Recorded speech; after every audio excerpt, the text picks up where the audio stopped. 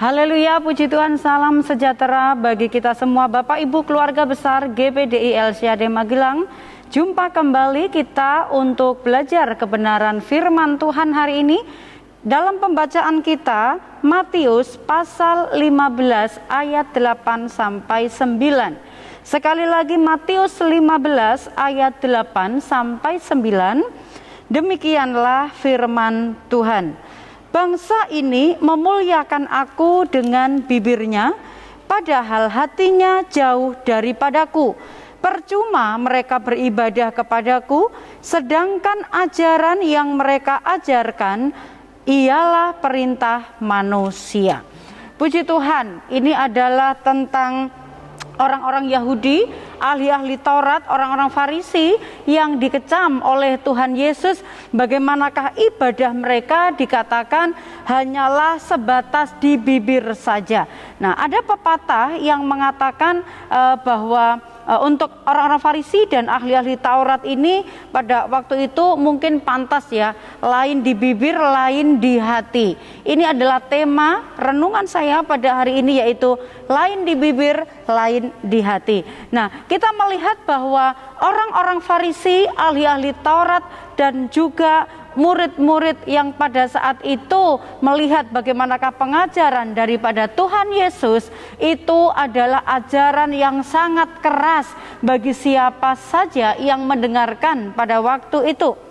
Ajaran dari orang Farisi, orang-orang Yahudi dengan ajaran daripada Tuhan Yesus itu sangat berbeda. Perbedaan ajaran Yesus dan orang-orang Farisi, ahli-ahli Taurat adalah jika ajaran Yesus ini adalah mengenai perintah Allah dan bagaimanakah melakukannya dalam praktek hidup sehari-hari. Sementara ajaran orang Farisi dan ahli Taurat adalah lebih kepada ritual keagamaan dan juga adat istiadat nenek moyang. Jadi semua yang diajarkan oleh mereka yang selalu menjadi pokok pembahasan, yang diperhatikan, yang dilihat adalah hal-hal lahiriah, hal-hal jasmani yang kelihatan oleh mata. Bagaimanakah cara beribadah, bagaimanakah ritualnya, bagaimanakah ajarannya. Jadi lebih kepada teori-teori yang harus dilakukan. Tetapi berbeda, ajaran Yesus adalah semua yang mengarah kepada hal-hal yang baik, membawa kepada karakter, kehidupan, perilaku, dan tindakan sehari-hari yang harus dikerjakan. Itu lebih penting daripada teori, ya, ajaran-ajaran manusia yang diperintahkan oleh manusia. Oleh karena itu Yesus mengecam kepada orang-orang Farisi dan ahli Taurat bahwa apa yang mereka lakukan itu hanyalah sebatas aturan manusia yang dilihat saja, yang terlihat oleh mata saja. Ayat yang ketujuh, karena itu Yesus menyebut mereka sebagai orang-orang munafik, ya, di ayat yang ketujuh.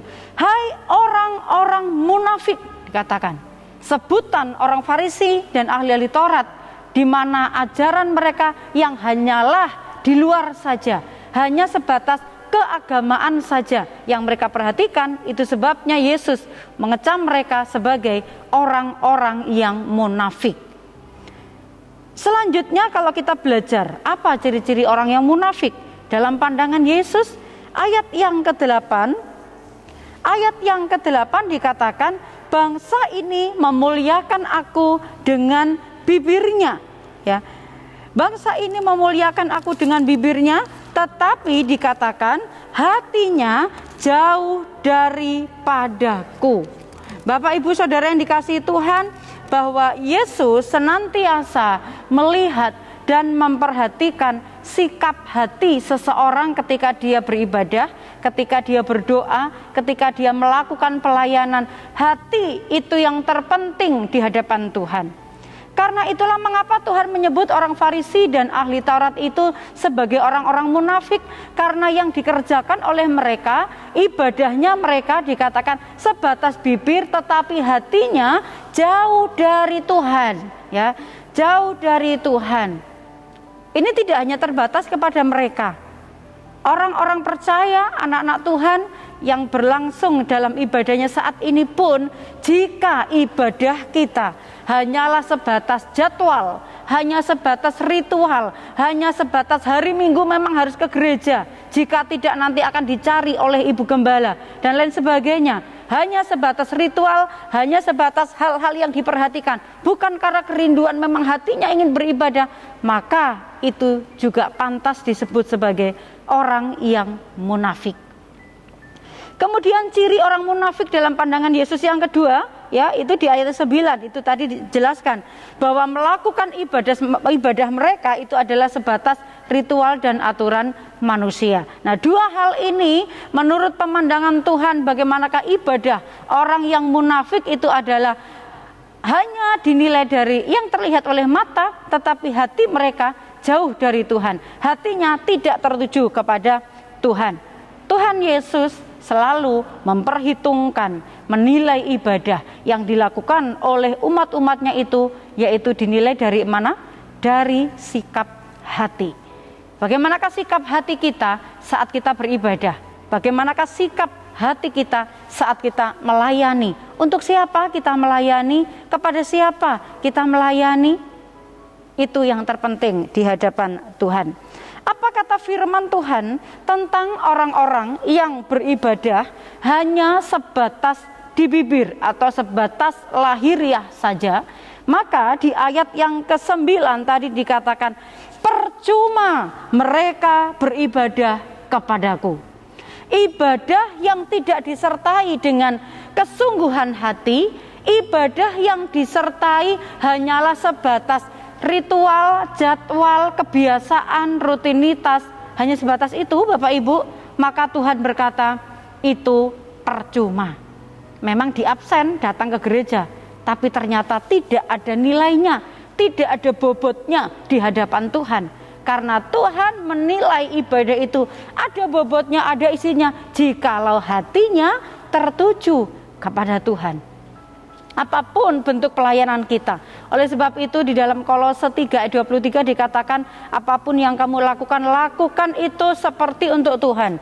Waktu kita beribadah bukan supaya dilihat manusia, waktu kita melayani bukan supaya kita juga terlihat jadwalnya tetap ada nama kita, tetapi waktu kita melakukan segala sesuatu, ibadah, pelayanan, melakukan apapun, ketika itu tertuju kepada Tuhan, itu ibadah yang ada isinya dan diperhitungkan oleh Tuhan.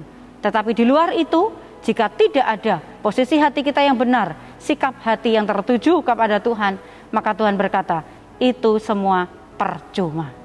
Jangan sampai Bapak Ibu ibadah kita menjadi ibadah yang kosong, tidak ada nilainya, tidak ada artinya ya Bapak Ibu. Tetapi mari kita belajar. Memang setiap ajaran-ajaran Yesus, ajaran yang tegas, ajaran yang keras, supaya apa? Kemurnian iman daripada orang-orang percaya, kesungguhan ibadah orang-orang yang percaya benar-benar itu murni, hanya tertuju kepada Tuhan. Firman Tuhan keras buat kita. Ya, Tuhan Yesus menekankan bahwa ibadah kepada Tuhan itu bukan masalah menyangkut aturannya, bukan masalah menyangkut caranya, tata tertibnya, harinya, atau tentang upacara keagamaannya, ya, melainkan soal praktek hidup sehari-hari. Bukan soal rajin ke gerejanya, bukan soal kita tampak aktif di dalam pelayanannya, melainkan soal perilaku. Ya, perilaku dan gaya hidup setiap hari. Karena itu ini berbicara tentang buah pertobatan. Yesus sendiri yang berkata dalam Matius 7 ayat 16, dari buahnya lah kamu akan mengenal mereka. Rajin ke gereja tapi jika tidak ada buahnya, pohon yang tidak ada buahnya dikatakan apa? Ditebang. Nah, oleh karena itu, seperti apakah ibadah kita? Sikap kita kepada Tuhan. Dalam Matius 7 ayat 21, di sana firman Tuhan berkata, bukan setiap orang yang berseru kepadaku Tuhan, Tuhan, ia akan masuk ke dalam kerajaan sorga, melainkan dia yang melakukan kehendak Bapakku yang di sorga. Melakukan kehendak Bapakku yang di surga. Bukan yang hanya berseru, berarti bukan hanya yang sekedar bernyanyi, bukan hanya yang sekedar berdoa, tetapi nggak ada imbasnya, nggak ada buahnya dalam kehidupan sehari-harinya. Ayat ini menjelaskan bahwa orang yang masuk dalam kerajaan sorga adalah orang yang beribadah dengan kesungguhan hati, bukan orang yang beribadah hanya sebatas di bibir. Oleh karena itu Bapak Ibu, yang harus kita lakukan, kesimpulan dari firman Tuhan ini adalah mari kita melakukan ibadah kita dengan kesungguhan hati. Tidak hanya sebatas kita berkata-kata, tidak hanya sebatas kita bagaimanakah ibadah hari Minggu, bagaimana jam berapa, atau ritual-ritualnya, cara-caranya, tetapi ibadah yang disertai dengan kesungguhan hati yang sampai berdampak kepada perbuatan, berbuah pada tindakan-tindakan kita setiap hari. Kemudian juga bahwa jangan beribadah hanya yang tampak dari luar, tetapi sikap hati dan motivasi yang benar di hadapan Tuhan. Itulah ibadah yang diperhitungkan Tuhan di dalam setiap kehidupan kita. 1 Samuel 16 ayat 7 bagian B, bahwa mengapa sih bahwa Tuhan itu tidak hanya melihat yang di luar saja. Karena di dalam 1 Samuel 16 ayat 7 bagian B, bukan yang dilihat manusia, yang dilihat Allah. Manusia melihat apa yang di depan mata, tetapi Tuhan melihat hati. Jangan sampai kita lain di bibir kita, lain di hati kita, lain di dalam sikap kita, tetapi ternyata di hadapan Tuhan tidak berkenan. Oleh karena itu Bapak Ibu, mari terus kita memurnikan sikap hati, motivasi ketika kita beribadah, memuliakan Tuhan, supaya hidup kita berkenan kepada Tuhan dan juga hidup kita menjadi berkat bagi sesama kita. Tuhan memberkati kita. Mari kita akan sama-sama tundukkan kepala kita, berdoa. Terima kasih Tuhan Yesus, kami bersyukur buat setiap kebenaran firman-Mu, karena firman-Mu adalah kebenaran yang akan terus memimpin hidup kami di dalam kebenaran-kebenaran Allah. Kami bersyukur buat setiap teguran firman Tuhan yang mengingatkan agar ibadah kami adalah ibadah yang benar di hadapan Tuhan, dengan kesungguhan hati, sikap hati yang benar di hadapan Tuhan. Berkati umat-umat-Mu, keluarga besar GPDI LCD Magelang, supaya mereka juga beribadah dengan sungguh-sungguh kepada Tuhan seperti yang dikehendaki oleh Tuhan. Ya Tuhan, terima kasih Engkau pokok anggur dan keluarga besar GPDI LCD, ranting-rantingnya.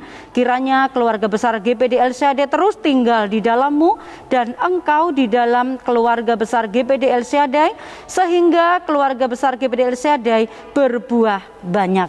Terima kasih, bersyukur buat firman-Mu, kami terima dengan sukacita dalam nama Tuhan Yesus Kristus. Haleluya.